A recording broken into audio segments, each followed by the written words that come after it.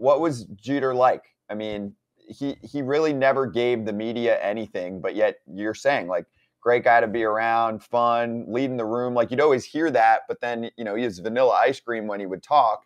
And then he went into the game, of course. Now he's kind of back out for now, but I mean he was a big part of the running the Marlins for the last X amount of years. You're a Florida guy, so give me your lowdown on back then and now.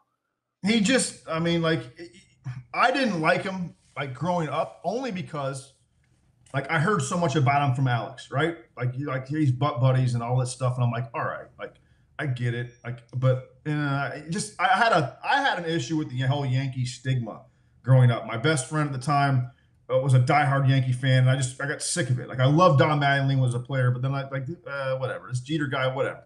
So like, and that's just me. It wasn't nothing he did. He was always respectful, and as you play longer, you start to respect the fact that this guy's like the best ever.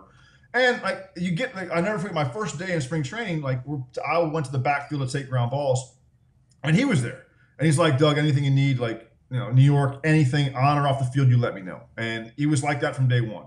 But I will say this, like he was the consummate clown. Like I was totally blown away at how down to earth he was. I remember like fans would scream at him, Jeter, you suck. And he'd be like, I know, I'm trying my best. Like, but he would say it in a way like he would talk to his front foot. I'm like, I can't get your foot down today. Like, I'm trying to get you down and you won't go down today. Like just like stupid stuff like that. That it made him feel like made me feel like, okay, so I'm not the only like idiot psycho out here that talks to himself and can't fix things. And I always felt like from afar, like you just said, like he was always the stoic and he always gave you a lot of nothing, but like he was super like the fact that he was such a great player is one thing, but the fact that he kept that side from the world for most of the majority of his career, if not all of it, is the number one Houdini act in the history of the world. Because, like I said, him and Posada would go at it every day, and they would get somebody in the middle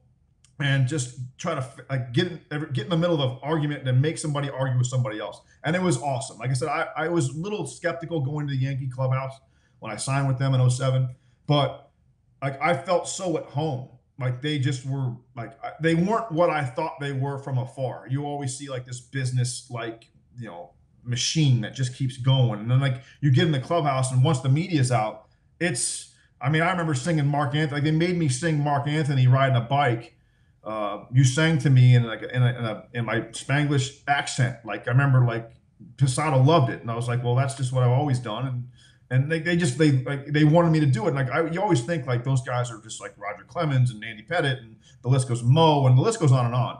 Like they were just I couldn't believe how much fun, and Derek had a lot to do with that. Derek was always very humble in the sense of like he would make fun of himself, which if you guys obviously know baseball, like most baseball players are self-deprecating. We have to be with so much failure.